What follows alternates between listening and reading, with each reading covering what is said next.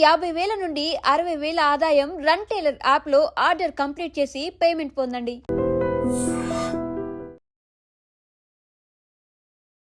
Welcome to I dream. నేను దేశ్రీ. Present మనతో ఉన్నారు రజనీ రమ గారు, ఫ్యామిలీ కౌన్సిలర్. ఒకసారి మాట్లాడదాం.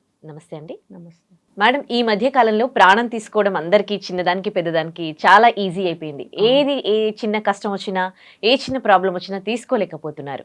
ప్రాణం మాత్రం ఈజీగా తీసేసేసుకుంటున్నారు. సో కొంతమందికి ఏమో సూసైడ్ టెండెన్సీ ఉంటుంది, కొంతమందికి సూసైడే ఆప్షన్గా కనిపిస్తుంది. సూసైడ్ ఆప్షన్గా కనిపించినప్పుడు, సూసైడ్ టెండెన్సీ ఉన్నప్పుడు ఆ టైంలో ఎట్లాంటి అంటే మనము ముందుగా ఏమైనా జాగ్రత్తలు తీసుకోలేమా? అప్పటికప్పుడు మనకు ఆ ఫీలింగ్స్ వచ్చినప్పుడు మనల్ని మనం ఎట్లా కంట్రోల్ చేసుకోవాలి? అయితే ఇప్పటికిప్పుడు ఇన్స్టంట్గా ఏ విషయాలు కూడా ఉద్ధరించబడవు. మొదటి నుంచి కూడా మన ఆలోచన విధానాన్ని ఆ రకంగా స్ట్రాంగ్ చేసుకుంటూ వెళ్ళాలి. దీనికి బేస్ వచ్చేసి నేను మళ్ళీ పేరెంటింగే చెప్తాను. పేరెంటింగ్లో పేరెంట్స్ అనేవాళ్ళు చిన్నతనం నుంచి పిల్లల్ని పెంచే విధానంలో, క్రమంలో ఇది కూడా నేర్పాలి. స్ట్రాంగ్ మైండ్ చేయాలి వాళ్ళకి. ఏ సమస్య వచ్చినా ఎలా పరిష్కరించుకోవాలి. దానికి నేను చాలా వీడియోస్ చేశాను. అందులో ఏంటంటే పిల్లలకి ప్రతిరోజు మనం వాళ్ళని మాట్లాడుతూ, వాళ్ళ భావాలు తెలుసుకుంటూ, వాళ్ళ సమస్యల్ని మనం తీరుస్తూ, ఒక సలహా ఇస్తూ, అంటే ఎవ్రీడే మనం గేదర్ అవుతూ ఉండాలి.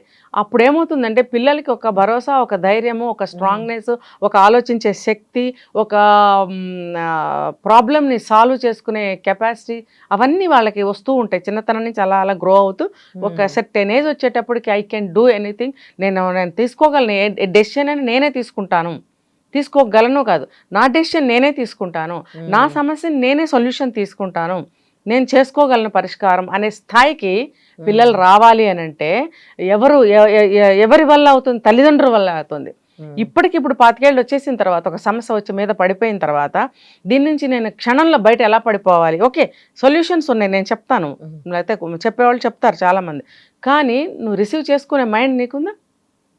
లేదు. ఎందుకు లేదు అంటే నువ్వు అలా పెరిగావు. అమ్మో అని భయం వేస్తుంది నీకు, అమ్మో నేను చేయగలనా అనే డౌట్ వస్తుంది నీకు, అమ్మో ఇది ఎలా అని కూడా అనిపిస్తుంది ఆ ఉపాయం ఆచరించాలంటే. అంటే నువ్వు చచ్చిపోవాలి అనుకునే దానికంటే కూడా భయంకరమైనవి కావు ఈ సొల్యూషన్స్. ఫస్ట్ ఇది తెలుసుకోవాలి. ఇప్పుడు నీకు గబగబా వెతికేస్తారండి, యూట్యూబ్లో కానీ గూగుల్లో కానీ సమస్య వస్తే వెతికేస్తారు. బొచ్చడు వచ్చేస్తాయి. దాంట్లో నువ్వు ఇంప్లిమెంట్ చెయ్యగలవు కానీ ఏదో రాంగ్ తీసేసుకుంటావు నువ్వు.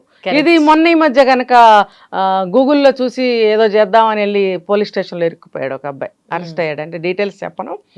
అంటే ఆ వాటిల్లో చెడు చూసి చెడుకు ప్రభావితం అవుతున్నారే కానీ మంచి ఎన్నో ఉన్నప్పుడు నీ సమస్యకి ఆ సొల్యూషన్ నువ్వు కరెక్ట్గా ఇంప్లిమెంట్ చేస్తే నువ్వు ఖచ్చితంగా బయట పడగలవు.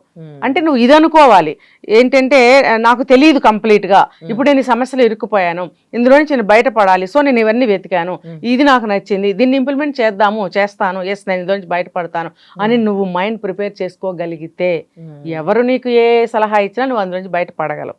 సో మళ్ళీ కమ్ టు ద పాయింట్. ఇప్పుడు ఇలా ఉన్నప్పుడు వీళ్ళు ఆలోచనలు అలా వెళ్తున్నప్పుడు ఫస్ట్ ఇంట్లో సభ్యులు ఉంటారు, ఇంట్లో లేరు, నువ్వు ఎక్కడ రూమ్లో ఉంటున్నావు, ఫ్రెండ్స్ ఉంటారు, లేదా ఆఫీస్లో నీకు కలీగ్స్ ఉంటారు, వాళ్ళతో నువ్వు నీ దగ్గరగా ఉన్న వాళ్ళతో ఎవరితోనన్నా నువ్వు షేర్ చేసుకోగలగాలి నీ సమస్యని.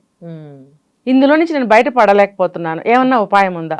లేదు, ఒక ఆఫీస్లో నీ కలీగ్స్, నీ సాటి అదే వయసు వాళ్ళైతే వాళ్ళు చెప్పలేకపోతే ఎవరైనా పెద్దవాళ్ళు ఉంటారు స్టాఫ్లో, లేదా మీ బాస్ని అడగచ్చు, తప్పేముంది. అంటే బాస్ వరకు అమ్మో మేము వెళ్ళగలమా అని అంటే ఆ ఉన్న చనువుని బట్టి, ఉన్న అవకాశాన్ని బట్టి మీరు వెళ్ళొచ్చు. ఏదన్నా రిక్వెస్ట్ చేసి సార్ నాకు ఈ సమస్య వచ్చింది, ఏమన్నా నేను బయటపడగలనా అని మీరు అడగచ్చు. ఈవెన్ స్కూల్ పిల్లాడిని తీసుకుంటే కూడా టీచర్కి చెప్పొచ్చు తన సమస్యని.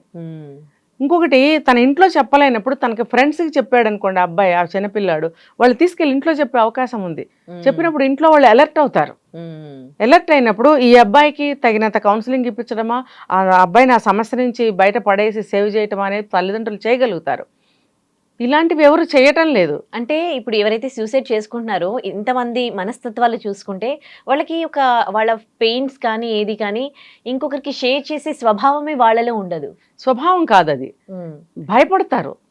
ఇప్పుడు ఫస్ట్ నేను చచ్చిపోవాలనుకుంటున్నాను, ఆలోచనలు ఎలా వెళ్తున్నాయి, నాకు ఎంత పెద్ద సమస్య వచ్చింది, ఎలాగరా దీంట్లోంచి బయటపడాలి అని చెప్పినప్పుడు ఫస్ట్ ఆఫ్ ఆల్ అవతల ఫ్రెండ్స్ కొంతమంది భయపడతారు, వాళ్ళకి దూరంగా జరిగిపోయే ఛాన్సెస్ ఉన్నాయి. అది కూడా వీళ్ళు ఆలోచిస్తారు.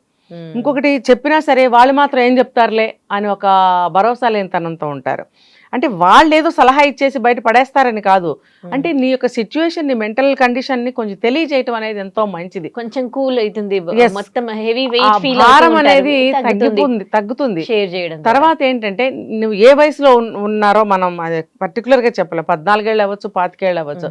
14 ఏళ్ల పిల్లవాడైతే ఇంట్లో చెప్పేయాలి, అమ్మ నాకు ఇలా అనిపిస్తుంది, ఇలా అనిపిస్తుంది చెప్పడం తప్పులేదు. అది ఏమీ తెలియని వయసు కాబట్టి చెప్పగలుగుతారు, చెప్పాలి. కానీ ఇప్పుడు ఆ వయసు పిల్లలు కూడా చెప్పడం లేదు. సో ఇలాంటి సోషల్ మీడియా అంతా పిల్లలు కూడా చూస్తున్నారు కాబట్టి నేనేం చెప్తున్నానంటే ఈ ఛానల్ ముఖంగా పిల్లలైనా సరే మీ మనసులో ఏ బాధ భావం కలిగినా, ఇలాంటి చెడు ఆలోచనలు కలిగిన వెంటనే తల్లిదండ్రులకి చెప్పండి. అమ్మ కొడుతుందా అని తిడతాడు అనుకుంటే మీ సిబ్లింగ్స్ అన్నదమ్ములో అక్కచెల్లిలో ఉంటారు, వాళ్ళకి చెప్పండి. లేదా మీ అమ్మమ్మలో పిన్నిలో అత్తమ్మలో తాతలో దగ్గర వాళ్ళు ఉంటే కనుక వాళ్ళకి షేర్ చేయండి. లేదా మీ ఫ్రెండ్స్ ఉంటే వాళ్ళకి ఒక్కడికైనా షేర్ చేసి అరే నువ్వు చెప్పరా ఇంట్లో అని అనండి. వాళ్ళు ఇంటికి వచ్చి ఇన్ఫర్మేషన్ ఇస్తారు, వాళ్ళు కొంచెం భయపడి యాక్షన్ తీసుకుంటారు. అంటే తీసుకోవాలి. ఆ పిల్లలు పిచ్చి మాటలే వాడు ఏం చెప్పాడు, మా పిల్లాడు ఏమన్నాడు అని నెగ్లిజెన్సీగా ఊరుకున్నారంటే సమస్య నెత్తి మీద వరకు వస్తుంది. తర్వాత ఏడుస్తూ కూర్చోవడం తప్ప ఏం లేదు. ఇప్పుడు కొంచెం పెద్ద వయసు వాళ్ళు ఉన్నారు, వాళ్ళు ఏంటంటే నాకు ఇలా అనిపిస్తుందని తెలిసినప్పుడు వాళ్ళు ఏం చేయాలి, షేర్ చేసుకోవటం అనేది ఫస్ట్. తర్వాత కౌన్సిలింగ్ తీసుకోవాలి. కౌన్సిలింగ్ తీసుకుంటూ ఉండాలి. ఇంకా మనం నీతులు చెప్తున్నట్టు ఉంటుంది. ఆ సిచ్యువేషన్లో ఉన్న వాళ్ళకి ఏమి కనపడవు, వినపడవు, బుర్ర పని చేయదు. కానీ మనం జనరల్గా అందరూ కూడా రిసీవ్ చేసుకోవాలని చెప్తున్నాం అనమాట. ఇలా గతంలో ఉండకూడదు. ఇలాంటి సిచ్యువేషన్లో గతంలోనే ఉన్నామంటే, గతం అంటే ఏంటి, ఇప్పుడు వాళ్ళు ఉన్న సమస్య గతం అనుకుందాం. అందులోనే ఉంటే బయటకు రాలేరు. ఆలోచన రాదు, వాళ్ళకి ఉపాయం తట్టదు. సో ఆ ఆలోచన అనేది ఫస్ట్ స్టాప్ చేసుకోవాలి. మనం ఉన్న సిచ్యువేషన్ నుంచి బయట ఎలా పడాలి, దీనికి సొల్యూషన్ ఆలోచిద్దాం. సమస్యనే ఆలోచిస్తూ ఉంటారు ఎప్పుడు చూసినా.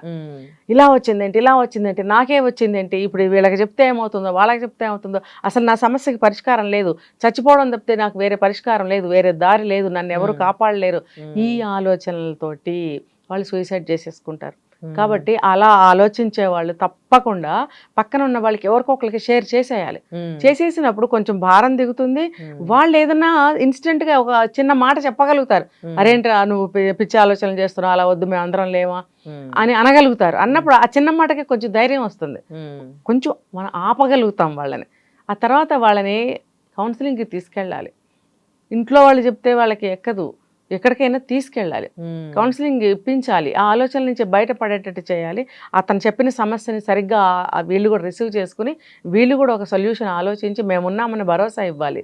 అంతేగాని తలుపులు వేసుకుని కూర్చుంటే పిచ్చోడు బయటికి రావట్లేదు, ఎంతసేపు చూసినా మాట్లాడట్లేదు, ఏంటో 4 రోజుల నుంచి అలా ఉన్నాడని అందరికీ చెప్తారు. కానీ ఆ తలుపులు కొట్టి లోపలికి వెళ్ళి అతనికి ఏం చేయాలనేది ఆలోచించాలి. థ్యాంక్ యూ సో మచ్ అండి. నిజంగా ప్రస్తుతం ఉన్నటువంటి సమాజం దేనికి ప్రయారిటీ ఇస్తుంది? ఆర్థిక సంబంధాల చుట్టూ మాత్రమే తిరుగుతోంది. మళ్ళీ ఎన్నికలంగానే చాలా విరక్తి కలుగుతున్నాం. మంచి అనిపిస్తుంది కదా, లేడీస్ కూడా ఛాలెంజింగ్ జాబ్స్ చేసినప్పుడు చాలా బాగుంటది. ట్రాఫిక్ అసిస్టెంట్స్ గా నియమించిన ట్రాన్స్జెండర్స్ అందరితో సాల్యూట్ చేయించుకుంటున్నారు. ఫుడ్ డెలివరీ ఇవ్వటానికి వెళ్ళినటువంటి డెలివరీ బాయ్ అనిల్ పై కళ్ళ ముందు